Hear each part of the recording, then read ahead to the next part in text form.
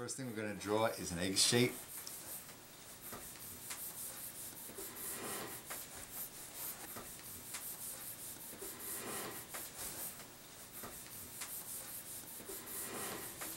Draw the center line.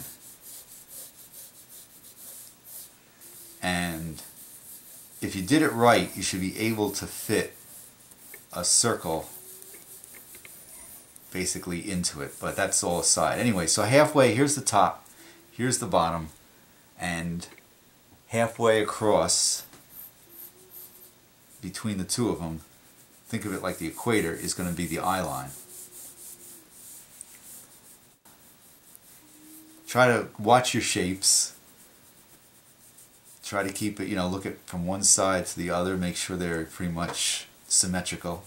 Okay, this is halfway, this is the quarter mark between here and here. That's going to be where the nose is going to be located, and then about 2/3 of the way up is going to be where the mouth is going to be located. So here's your basic head. Okay, next what you want to do is put in the eyes. There's a distance of an eye between the eyes. This is actually, experience will tell you about how big to make your eyes, because if you make them too large, but the head is 5 eyes wide.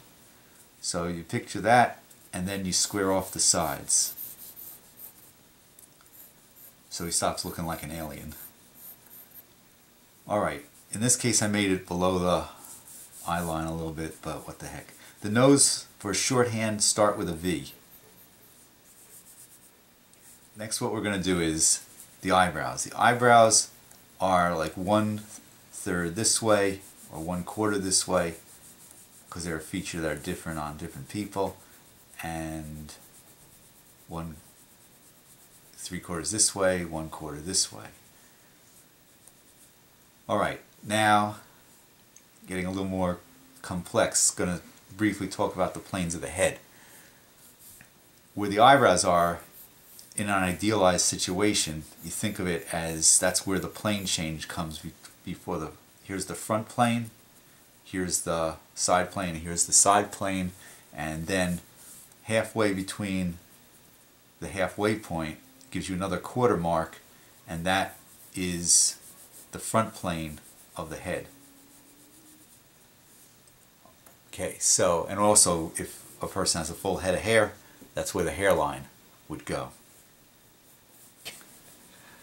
From the center line, a 45-degree angle will tell you where the jawline changes direction.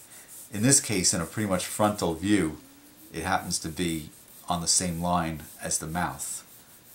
But, like I said, that's an easier way to find where the jawline changes. And then you come down to the chin. Forgot to say, this is an idealized person where the neck on a male is as thick as the head, and then you have the trapezius muscles coming up roughly at the level of the chin.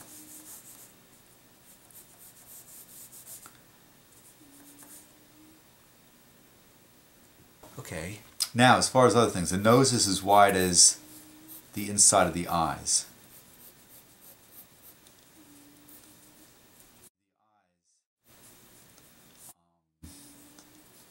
The center of the eyes on a male helps you determine the width of the mouth.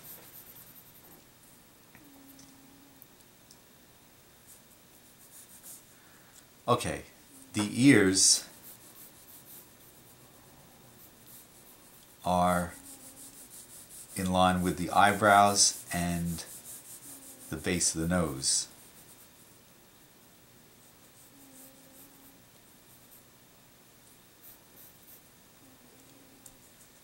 Okay, so now I'm going to switch to a darker pencil and start with the eyes.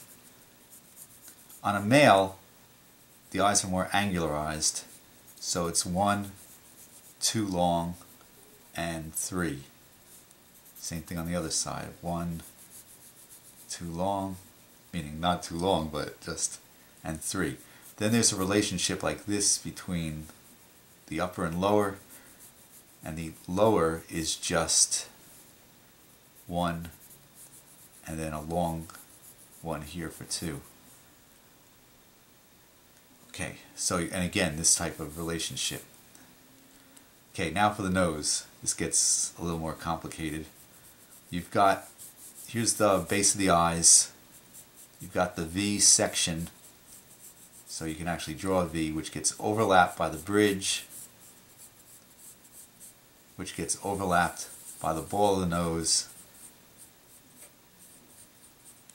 and then you've got the nostrils, which are on either side,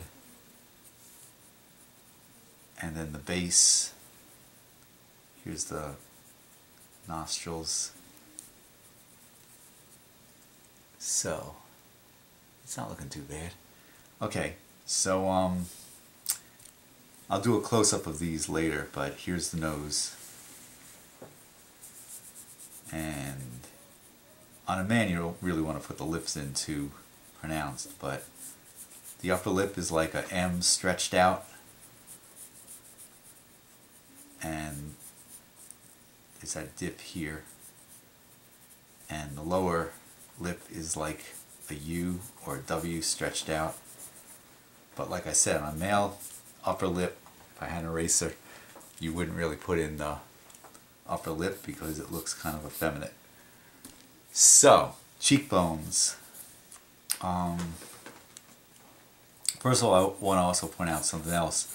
The muzzle region, which goes through the center, basically follow that 45-degree line, goes here, and this is the area on a dog that the muzzle actually is, and it gets overlapped by the chin. Okay, then when you got that, it's much easier from the center of the ear to find where the cheekbones are. The younger the guy is, the sharper you make this. And there's a secondary, okay, here's where the, if you want to make the guy old, this is where like the whole eye socket would go from the skull. Here's the mouth barrel. This is what fits over your teeth. The more lines you put in a face, the older he's going to look. Alright, so then where the eye ends, you drop down, because this kind of defines, here's the muscle of the muzzle area, and this kind of drops down, and then you got the jawline. Okay, so that being said, if you notice, I'll do one side. Okay, first of all, the eyebrows on a male are thicker than when we do a female head. So it's better to exaggerate the truth, which is thicker eyebrows, than to understate it.